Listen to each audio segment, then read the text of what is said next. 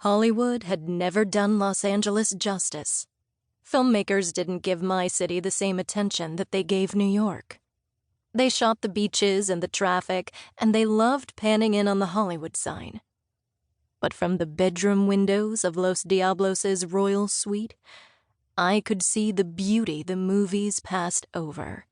Los Angeles' skyline sparkled like a jeweled necklace by night. Beyond the city, the shadowed hills rolled like sleeping giants in the dark. This was my city, my domain, my prison. Sometimes I loved this place. There were worse places to be locked away. Sometimes I merely tolerated it.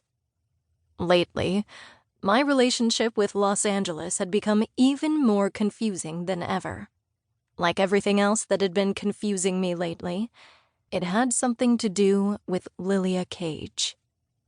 A week had passed since I'd taken Lilia shopping for her mysterious dress. She looked so lovely in those gowns I'd dismissed one by one, just for the pleasure of seeing her in another. I couldn't stop thinking about the ride back to Los Diablos, or the heat of the tears on her cheeks as I wiped them away. Lilia lived in a harsh world. I couldn't pretend otherwise.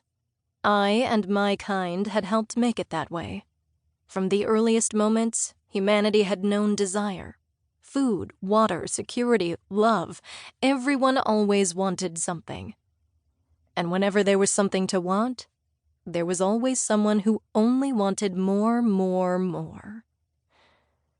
I couldn't recall which demon had made the first deal with a human. Every prince in hell claimed to have come up with the idea. It was impossible to tell which of them was telling the truth. What I did know was this. After that first contract was struck, the practice caught on like wildfire during a drought.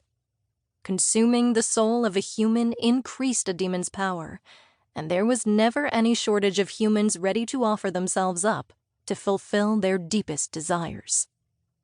I knew from Mark's report that Lilia's father hadn't made it out of his addiction alive. But if he'd made it out with his soul intact, he was luckier than most. The knowledge that Lilia had been here, with him, crying in my arms all those years ago, it had done more than just soften my heart. I'd often wondered why Lilia had chosen this place of all places to apply for a job. Now, more than ever, I needed to be sure that whatever twist of fate had guided her to me was an honest one. Mark came in as I finished clasping my cufflinks. They were silver and shaped like turtle doves. Everly had sent them over with the rest of my clothes for tonight. Knowing her, she thought sending me out into a casino full of demons while wearing a symbol of heaven was a particularly funny joke. To keep listening to this audiobook, I've left you a link in the description so you can do it, at no cost thanks to Audible's 30-day free trial.